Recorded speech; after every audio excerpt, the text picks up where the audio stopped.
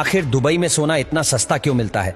Dubai के लोग सोना पहनने से लेकर सोने की गाड़ियां, सोने की घड़ियां और यहां तक कि खाने में भी सोने का इस्तेमाल करते हैं।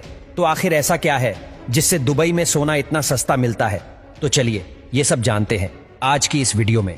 दोस्तों, दुबई को सिटी ऑफ गोल्ड भी कहा जाता है क्योंकि दुबई के विकास में तेल और टूरिज्म का जितना योगदान है, लगभग उतना ही बड़ा योगदान गोल्ड का भी है।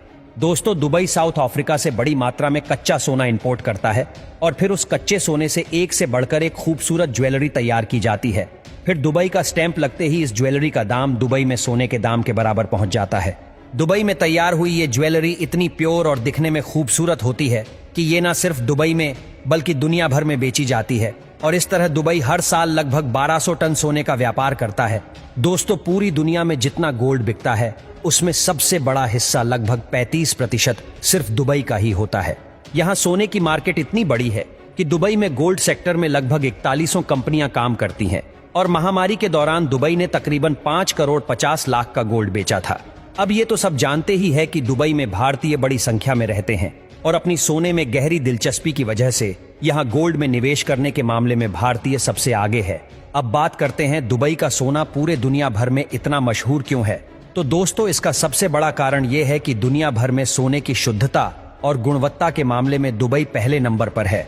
दुबई में जितने भी ज्वेलर्स गोल्ड बेचते हैं वे सारा गोल्ड सरकार द्वारा उनकी शुद्धता और गुणवत्ता को चेक करके ही प्रमाणित किया जाता है। इसके अलावा हर ज्वेलर को अपने स्टोर से बेचे जाने वाली हर गोल्ड की आइटम पर सोने की शुद्धता का हॉलमार्क लगाना जरूरी होता है। यही हॉलमार्क बताता है कि सोना कितने कैरेट का है और ये हॉलमार्क पूरी दुनिया में मान्य होता है। अगर दोस्तों कोई ज्वेलर बिना हॉलमार्क के ज्वेलर को बेचता है या फिर मिलावटी सोना बेचता है तो उसे यूएई एंटी लॉ के तहत 2 साल तक की सजा या फिर 2 करोड़ तक का जुर्माना भी लगाया जा सकता है। इतने सख्त कानून होने पर यहाँ नकली सोने का व्यापार ना के बराबर है। इसके अलावा दुबई में सोना बाकी देशों की तुलना में बहुत ही सस्ता है, जिसकी सबसे बड़ी वजह है कि बाकी देशों में सोने के ऊपर कई तरह के टैक्स लगते हैं।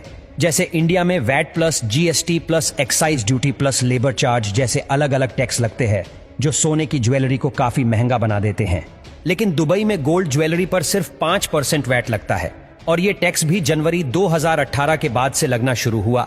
इसके अलावा दुबई में आने वाले टूरिस्ट वैट रिफंड कर सकते हैं, तो टूरिस्ट के लिए तो गोल्ड और भी सस्ता हो जाता है। साथ ही दुबई में सोने की कीमत या फिर भाव हर शॉप में एक ही होता है क्योंकि यहाँ इंटरनेशनल गोल्ड प्राइसेस को फॉलो किया जाता है जो इंटरनेशनल मार्केट के हिसाब से बदलता रहता है। इसका फायदा ये होता है कि आपको हर शॉप में जाकर गोल्ड प्राइस चेक करने की जरूरत नहीं पड़ती। दुबई में सोने की कीमत फिक्स जरूर है, लेकिन आभूषणों की बनवाई से लेकर लेबर चार्ज में आप मोल भाव कर सकते हैं। और अगर आपकी गोल्ड खरीदने की स्किल्स कमाल की है तो हम आपको राय देंगे दुबई गोल्ड सुक जाने की। दोस्तों, दुबई गोल्ड सुक दुनिया का सबसे बड़ा गोल्ड बाजार है जिसमें 1000 से भी ज्यादा दुकानें हैं। इसके अलावा हर मॉल में बड़े बड़े ब्रांड जैसे कि डमस, मालाबार और कल्याण ज्वेलर्स जैसी गोल्ड शॉप भी मौजूद है। यहाँ आपको लेटेस्ट से लेटेस्ट डिजाइन की ज्वेलरी मिल जाती है। आप किसी भी शॉप से खरीदारी कर सकते हैं क्योंकि शुद्धता की गारंटी हर शॉप देती है और यहाँ एक से बढ़कर एक डिजाइन वाली ज्वेलरी आसानी से मिल जाती है। दोस्तों, दुबई से सोना खरीदने का एक फायदा और है। अगर आप दुबई में खरीदा हुआ सोना बदलने जाते हैं तो जितना वैट आपकी ज्वेलरी का होता है उतना पूरा सोना माना जाता है। तो चलिए अब जानते हैं कि अगर आप खुद दुबई जाए तो आप कितना सोना दुबई से बिना एक्स्ट्रा टैक्स दिए ला सकते हैं। तो दोस्तों, central board of indirect taxes and customs यानी कि CBIC के मुताबिक कोई भी भारतीय यात्री जिसके पास वैलिड पासपोर्ट है और 1 वर्ष से ज्यादा समय से विदेश रह रहा है तो वो दुबई से गोल्ड या फिर ज्वेलरी ला सकता है। लेकिन ये नहीं कि मन मुताबिक किलो के हिसाब से खरीदा और इंडिया में आकर बेच दिया। अगर आप पुरुष यात्री है तो इसकी लिमिट 20 ग्राम है या फिर जिसकी कीमत 50,000 रुपए से ज्यादा ना हो, आप इतनी ही गोल्ड ज्वेलरी ला सकते हैं। और अगर आप एक महिला यात्री है तो 40 ग्राम गोल्ड या फिर जिसकी कीमत 1 लाख रुपए से ज्यादा ना हो, इतने सोने के आभूषण आप ला सकते हैं।